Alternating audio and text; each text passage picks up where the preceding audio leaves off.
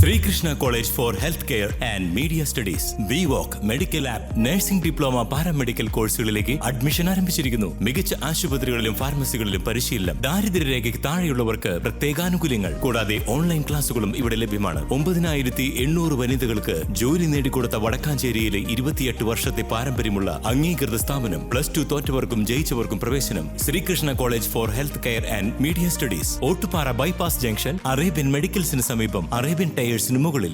Kuttippuram railway സ്റ്റേഷനിലെ പ്ലാറ്റ്ഫോമിലൂടെ scooter ഓടിച്ചയാളെ ഷൊർണൂർ റെയിൽവേ സുരക്ഷാ സേന അറസ്റ്റ് ചെയ്തു. പാലക്കാട് തിരുവേഗപ്പുറ പുല്ലാനിക്കാട്ടിൽ കുഞ്ഞുമൊയ്തുവിനെയാണ് RPF SI Shaji Thomas arrest ചെയ്തത്. 2 നമ്പർ പ്ലാറ്റ്ഫോമിലെ വാഹന പാർക്കിംഗ് സ്ഥലത്തുകൂടിയാണ് പ്ലാറ്റ്ഫോമിലേക്ക് സ്കൂട്ടർ കയറ്റിയത്. തുടർന്ന് പ്ലാറ്റ്ഫോമിലൂടെ പടിഞ്ഞാറ് ഭാഗത്തേക്ക് ഓടിച്ചു. പ്ലാറ്റ്ഫോം അവസാനിക്കുന്നിടത്തെത്തുമ്പോഴേക്കും യാത്രക്കാർ ചോദ്യം ചെയ്തതോടെ സ്കൂട്ടറുമായി പ്ലാറ്റ്ഫോമിലൂടെ തന്നെ കുഞ്ഞുമൊയ്തീൻ തിരികെ പോയി. ഈ ദൃശ്യങ്ങൾ യാത്രക്കാരെ ചിലർ പകർത്തി സോഷ്യൽ മീഡിയകളിൽ പ്രചരിപ്പിച്ചതോടെയാണ് RPF രംഗത്തിറങ്ങിയത്. റെയിൽവേ സ്റ്റേഷനിലെ CCTV ക്യാമറകളിൽ നിന്നുള്ള ദൃശ്യങ്ങളിൽ നിന്നും സ്കൂട്ടറിന്റെ നമ്പർ ലഭ്യമായതോടെ ഉടമയെ തിരിച്ചറിയുകയായിരുന്നു.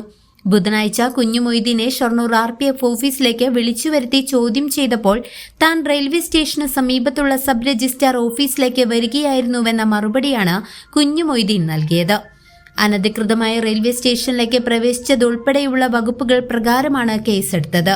1 വർഷം വരെ തടവ് ശിക്ഷയും പിഴയും ലഭിക്കാവുന്ന കുറ്റമാണ് പ്ലാറ്റ്ഫോമിലൂടെ വാഹനം ഓടിക്കുന്നത്.